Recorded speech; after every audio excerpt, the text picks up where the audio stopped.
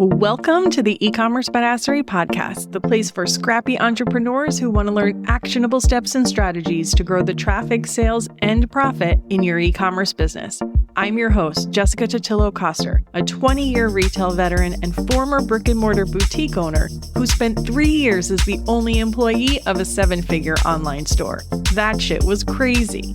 I know exactly how it feels to do all the things, and I'm sharing everything I learned the hard way so you don't have to. I may have started this business by accident, but supporting badass bosses like you lights me the fuck up, and I am so stoked to see you grow. Are you ready, babe? Let's roll. Welcome back to the eCommerce Badassery Podcast. I'm your host, Jessica Totillo-Coster. Today, we have to have a very important chat because lately I've been seeing an increase of e-commerce store owners not utilizing email as well as they could be. I think the main reason this is happening is because we're all afraid to be too salesy. We don't want to feel like we're annoying our subscribers and always shouting, "Buy my stuff."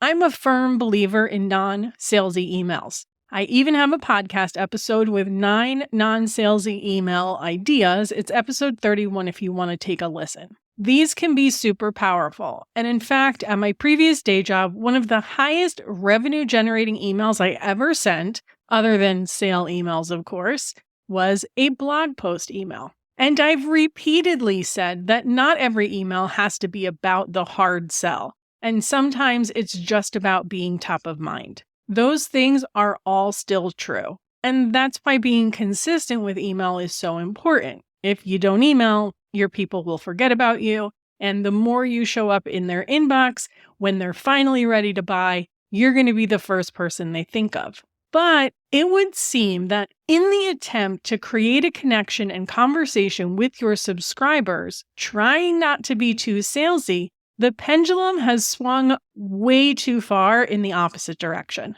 And the biggest issues I'm seeing are popping up in weekly campaigns and even worse, your welcome series. First, I want to give you a little kick in the pants and the reminder that every email you send is an opportunity to make sales.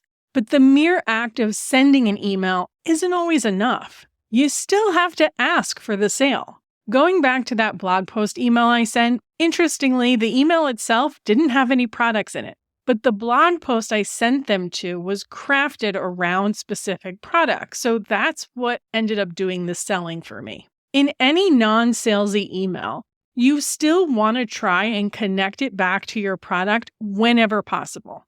Does this mean you can never send an email that doesn't ask for the sale? No. But what I'm seeing happen more often than not is the 4 emails you send per month, only one of them will be about a product in any way, shape, or form. That's where the problem lies. If anything, you need to flip that with a max of 1 email per month having no product call to action, and even better, only 1 every other month. And just because you're talking about product in every email, it doesn't have to be only about that product. It can be a story you tell that you tie your product into. It can be a behind the scenes of you creating your bestseller and then featuring that item in the email. You can tie your product to the current astrological sun sign, go deep into the meaning of a particular gemstone you use in your jewelry. You can even just share what one of your favorite items is at the moment and talk about how you use or incorporate that into your daily life.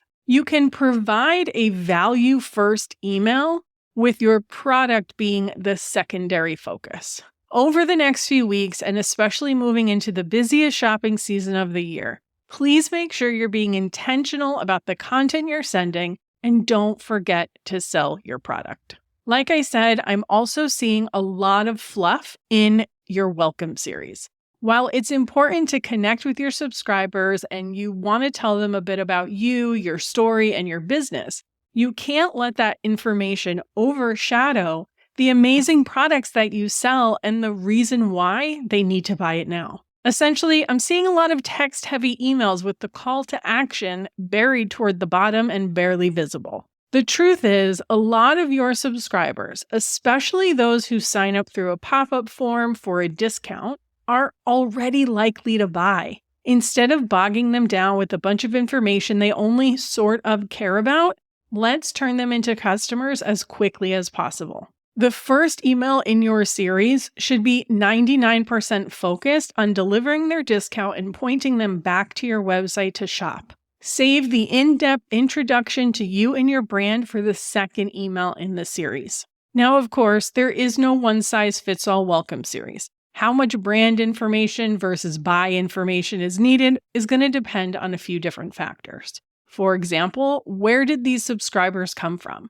If they're cold traffic from paid ads, they might need more information than someone who has been following you on Instagram and already knows you really well. If you have a higher priced product that requires more consideration, or for one reason or another, it just takes someone longer to make a buying decision, they're going to need more information than if you sell a candle or costume jewelry for $30. I was actually having a conversation recently with a jewelry maker who has these super cute and fun earrings, all in the $30 to $50 range. I essentially told her, your subscribers don't need to love you to buy your jewelry. Get them back to your website to buy as quickly as possible. Now, if you're selling custom one-of-a-kind pieces for hundreds or thousands of dollars, that's going to be a different story, right? They're going to have to really trust you and the brand to make that kind of investment. But the most important thing, and this is something that Katie White, a previous guest on the podcast, said, they don't need to know, like, and trust you. They need to know that you get them.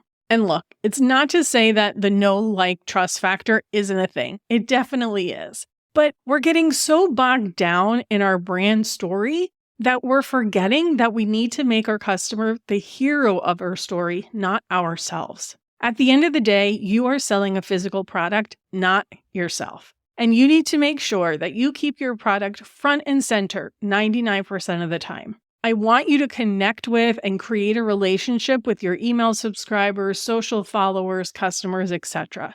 But you are more than a personal brand, and you have to show up like the product-based business that you are. Now is the perfect time to get your emails whipped into shape and set yourself up for the rest of the year. Making these changes shouldn't take a ton of time, and I promise it's worth making them a priority. Emails should always be a number one priority in your business. So if that means you forego posting on Instagram for a day or two, so be it. Please, please, please make the time to get this done. If you need a little bit more help with your email overall, make sure you check the show notes at ecommercebadassery.com/292. I'm going to link you to some episodes where I talk about the non-salesy emails. I'll add Katie's podcast episode. It's really geared towards social, but her concept can be applied to all content creation. And then I'm going to link you to an episode where I walk through all the must-have automations you need. They're going to be general and not nuanced the way your business is, but it's going to be a really good starting point. So go to the description of this episode to get a link directly to the full show notes. Again, that's ecommercebadassery.com/292. And that, my friends, is a wrap. Thank you so much for hanging out with me today. I so appreciate it. I hope you're having an amazing week, and I'll see you on the flip side. Thank you so much for listening to today's episode. If you want to learn more about growing your e-commerce business, get started with my free resource library at ecommercebadassery.com/free stuff and get an invite to the Lounge, my e-commerce marketing membership. When you're ready for one-on-one support, apply to work with me at ecommercebadassery.com/apply. Before you go, would you do me a quick favor? Leave a rating and review and tap that follow button. This pushes me up the chart so I can support more scrappy e-commerce entrepreneurs just like you. I'm on a mission to reach as many as I can, and I could really use your help. Thanks so much in advance. Until next time, e-commerce friend, stay badass.